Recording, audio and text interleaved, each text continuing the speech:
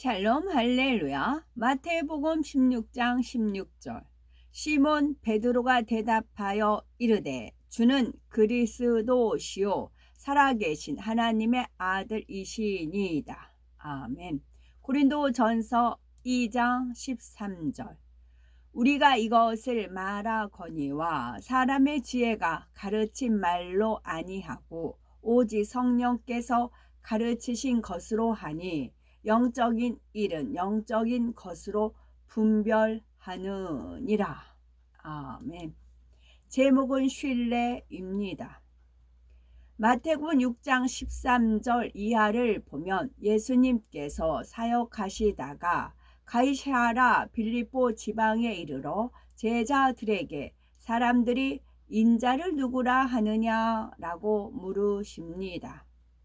당시 바리새인이나 악한 사람들은 선만 행하시고 권능을 베푸시는 예수님께 미혹하는 자다, 귀신의 왕 바알셉을 짚었다 하며 악한 말로 비방하였지요.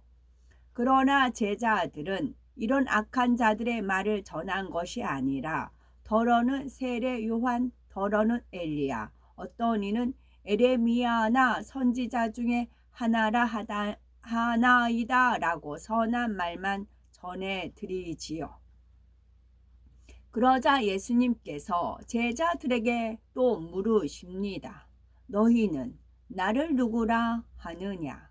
이때 베드로가 주는 그리스도시요 살아계신 하나님의 아들이시니다 라고 당당히 고백하지요.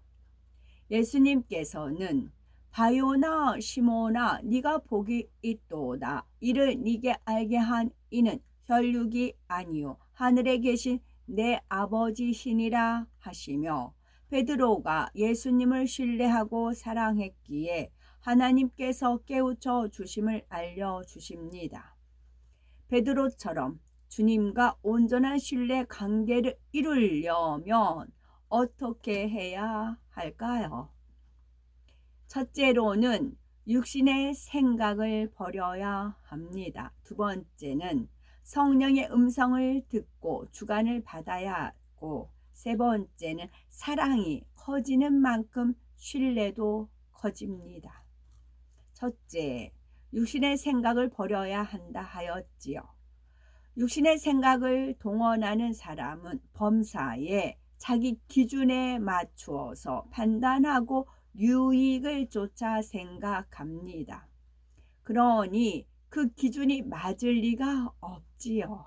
옳은 일을 잘못되었다고 비난하고 선한 일을 악하다고 오해하면서도 자기 생각이 틀린 줄도 모릅니다. 예를 들어 평소에 호감을 느끼던 사람이 갑자기 어느 날 인사를 잘 받아주지 않고 표정이 좋지 않습니다. 이때 육신의 생각을 하는 사람은 나에게 기쁜 나쁜 일이 있나? 오해하나? 아주 무례한 사람이네 라고 하면서 상대를 좋게 여겼던 마음이 순식간에 변합니다. 이는 자기 마음이 간사하고 변개하는 마음이 있기 때문이지요. 옆에서 누군가 그렇지 않을 거라고 권면해도 내 눈치가 얼마나 빠른데 척하면 척이야 하면서 자기 생각이 옳다고 고집하지요. 성경에도 보면 자신의 악으로 선한 일을 비난하다가 저주받은 다윗 왕의 첫째 부인 미갈이 나오죠. 다윗 왕이 하나님의 법궤를 다윗성으로 옮겨올 때 너무 기뻐 춤을 추며 하나님을 찬양했습니다. 이 모습을 본 미갈은 왕이 품위 없이 천한 행동을 한다며 비난했지요. 하나님의 임재를 상징하는 법궤를 가까이 두게 되었으니 다윗은 너무 기뻐서 어린아이처럼 춤을 추었던 것입니다. 만일 미갈의 마음이 선했다면 다윗과 함께 기뻐하며 하나님께 영광 돌렸을 것입니다. 그러나 미갈은 자기 악함과 교만 속에 다윗이 행한 선을 악이라고 판단 정죄함으로 저주를 받고 말았지요. 예수님 당시에도 육신의 생각을 동원하는 사람들은 예수님의 선한 사역을 악하게만 보았습니다. 누가복음 13장 10절 이하를 보면 18년 동안 귀신 들려 꼬부라진 채로 살던 여인을 예수님께서 고쳐주셨지요. 이를 본 회당장은 율법을 잘 안다고 하면서 안식일에 병자를 고쳤다고 예수님을 죄인으로 정죄합니다. 회당장은 하나님의 권능이 나타났다는 것도, 비참한 삶을 살았던 사람이 하나님의 사랑을 체험한 것도 생각지 못했습니다. 만일 회당장 자신이 치료받았다면 안식일을 범했다고 싫어했을까요? 그만큼 사랑과 선이 없었기 때문에 자기 의와 틀에 맞춰 판단 정죄하면서 그것이 하나님의 뜻이라고 고집했던 것입니다. 주님과 온전한 신뢰를 이루려면 육신의 생각을 철저히 깨뜨려야 합니다. 신령한 일은 신령한 것으로 분별하라는 말씀처럼 영의 생각을 해야 영의 마음을 이해하고 신뢰할 수 있습니다. 선한 것을 선하다고 깨닫지 못하게 하는 악을 발견하여 철저히 깨뜨려 버리고 영의 생각만 해야 되는 거지요. 두 번째로 성령의 음성을 듣고 주관을 받아야 합니다. 악을 버리고 육신의 생각을 버리는 만큼 성령의 주관을 받을 수 있습니다. 성령의 역사 속에서 하나님의 선하신 뜻을 깨우칠 수가 있지요. 성령은 내 마음 안에 내주하시기 때문에 마음을 더럽히면 성령의 음성을 들을 수 없습니다. 마태복음 15장 21절 이하를 보면 흉악한 귀신 들린 딸을 가진 스로보니게 여인이 예수님께 나와서 간구합니다. 이때 예수님께서는 자녀의 떡을 취하여 개들에게 던짐이 마땅치 아니하니라 하시며 냉정하게 대하지요.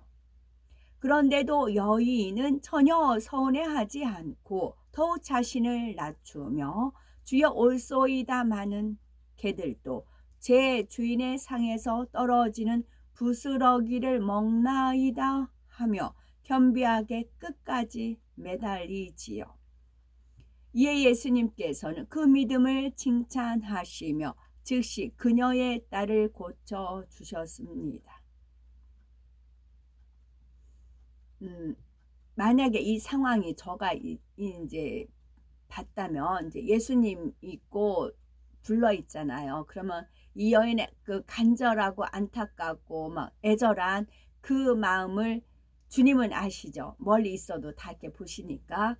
그러면 주님의 영이 이 여인을 이끌었지 않았을까 싶어요. 그때 주님이 영이 이끌어서 이 여인이 맞아, 예수님 뒤로 가서 옷자락을 만지면 되겠다라는 생각, 지혜가 주님의 영이 이끌어서 그래서 그 여인이 이렇게 주님 주위에 무리가 많지만 그 여인이 주님의 뒤 옷자락으로 가서 주님 뒤로 가서 그 옷자락을 잡은 것이 아닐까. 그랬을 확률이 높아요. 그랬을 때 주님이 이제 그래서 그 여인과 대화할 수 있고 그 여인을 치료해 주기 위해서, 그 딸을 치료해 주기 위해서 그런 상황 여건을 만드셨을 확률이 높아요. 저가 그렇거든요. 어디 나가면 주님께서 이렇게 해라, 이렇게 해라, 이렇게 해라 그러시거든요. 저 사람 피해라, 저 사람 인사해라, 저 사람 말 걸어라. 무슨 말을 걸을까요? 이제 그래요. 그러면 떠올려 주세요. 그렇게 하시거든요. 하늘을 찍어라, 해를 찍어라, 구름을 찍어라, 이렇게 해라, 저렇게 해라. 저 같은 경우도 주님이 코치를 해주시거든요. 이 여인도 주님의 영에 이끌려서 옷자락을 잡았을 것 같아요. 육신의 생각을 동원하는 사람은 이 장면을 보고 예수님께서는 사랑도 없으시네 라고 판단할 수도 있지만, 예수님을 신뢰하는 사람은 예수님과 예수님의 선과 사랑을 믿습니다. 그러면서 예수님께서 저렇게 하시는 이유가 뭘까? 이것은 옷자락 뒤 만진 여인은 혈루병 나은 여인이었네요. 그 여인, 이 스로브닉의 여인도 마찬가지. 주님의 영에 이끌려서 주님께 나와서 간구하는 겁니다. 그리고 겸비한 마음이 있기 때문에 주님께서 말을 딱 던졌을 때 그것을 겸손하게 받아들인 것이고요. 아까 제가 말씀드린 부분은 혈루증 앓는 여인이었네요. 뒤에 가서 주님의 옷자락을 만져서 혈루병이 나은 여인, 그분이었네요. 육신의 생각을 동원하는 사람, 이 장면을 보고 예수님께서는 사랑도 없으시네 라고 판단할 수도 있지만, 예수님을 신뢰하는 사람은 예수님의 선과 사랑을 믿습니다. 그러면서 예수님께서 저렇게 하시는 이유가 뭘까? 선한 마음으로 궁구하면 성령의 도우심으로 예수님의 뜻을 깨달을 수 있습니다. 만일 여인이 자존심을 내세웠다면 예수님께 서운함을 품을 수도 있고, 낙심해서 응답받기를 포기했을 수도 있습니다. 그러나 응답받을 믿음이 있었기에 변함없이 선한 고백으로 매달렸지요. 예수님께서는 여인이 끝까지 믿음을 내보이게 하셔서 응답받을 만한 공의의 분량을 채우게 하신 것입니다. 선한 마음으로 분별하는 사람은 이러한 예수님의 의도를 성령으로 깨우칠 수가 있는 거지요. 그런데 성령의 역사도 깊이가 서로 다릅니다. 성령의 역사를 좀 더 밝히 받는다면 예수님의 뜻도 더 깊이 깨달을 수가 있지요. 곧 예수님께서는 이 여인의 믿음을 이미 아셨기에 이러한 사례를 통해 다른 사람에게도 깨우침을 주시고자 했던 것입니다. 많은 사람이 믿는다고 하면서도 기대대로 응답받지 못하면 쉽게 낙심하고 하나님을 원망하기도 합니다. 무슨 대단한 모욕을 받는 것도 아닌데 조금만 마음 상하는 일을 겪으면 변개해 버리지요. 예수님께서는 이런 사람들에게도 참 믿음이 어떤 것인지 보여주기 위해 이 여인의 겸비한 고백을 끌어내신 것입니다. 이처럼 성령의 도우심 속에 선한 마음으로 궁구하면 예수님의 마음과 뜻도 깨우칠 수 있지요. 그 선하신 뜻을 깨우쳐 나가는 만큼 예수님에 대한 신뢰도 더 깊어집니다. 세 번째는 사랑이 커지는 만큼 신뢰도 커집니다. 베드로는 제자로서 예수님을 따라 다닐 때도 예수님을 신뢰하고 사랑했지요. 그러나 십자가 사건을 겪은 후에는 그 사랑의 차원이 바뀌었지요. 너무나 사랑하던 스승이 더구나 선하고 존귀하신 하나님의 아들이 자기 눈앞에서 참혹한 고난을 겪으셨습니다. 그런데 자신은 예수님을 지켜드리기는커녕 모른다고 부인했고 심지어 저주하는 말까지 내고 말았지요. 예수님께서는 그런 베드로를 어떤 책망도 없이 묵묵히 바라보셨습니다. 그리고 처참한 십자가 처형을 받으셨지요. 이를 목도한 후 베드로의 사랑은 예전과 달라졌습니다. 그 사랑이 깊어진 만큼 주님에 대한 신뢰도 커졌지요. 전에는 어린 여종 앞에서도 두려워했는데 이제는 살기 등등한 사람들에게 둘러싸여서도 담대히 복음을 외쳤지요. 십자가를 거꾸로 지고 순교할 때도 그 신뢰에는 추호도 흔들림이 없었습니다. 정말 주님께서 부활하셨나? 왜 하나님께서 나를 안 지켜주시지? 내가 왜 이런 죽임을 당해야 하는가? 이런 생각을 한 것이 아니라 오직 뜨거운 사랑과 굳건한 신뢰 속에서 영광스러운 순교를 할 수가 있었지요. 베드로처럼 육신의 생각을 벗어버리고 선한 마음을 이루므로 주님과 하나 되어 신뢰라는 말 자체도 필요 없는 참된 신뢰 관계를 이루는 복되고 아름답고 보배로운 우리가 되어야 되겠습니다. 미갈이라는 여인은, 미갈은 사울 왕의 둘째 딸로 다윗의 첫째 부인입니다.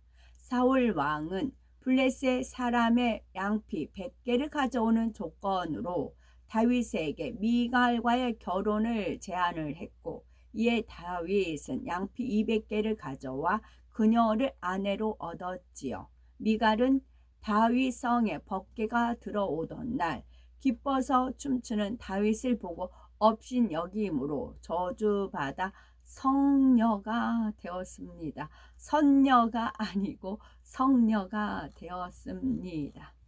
신뢰라는 제목이고요. 반대는 지뢰라고 하였어요. 신뢰를 하려면, 하나님 주님을 신뢰하려면 첫째는 육신의 생각을 버려야 되고, 둘째는 성령의 음성을 듣고 주관을 받아야 되고, 세 번째는 사랑이 커지는 만큼 신뢰도 커집니다. 아멘.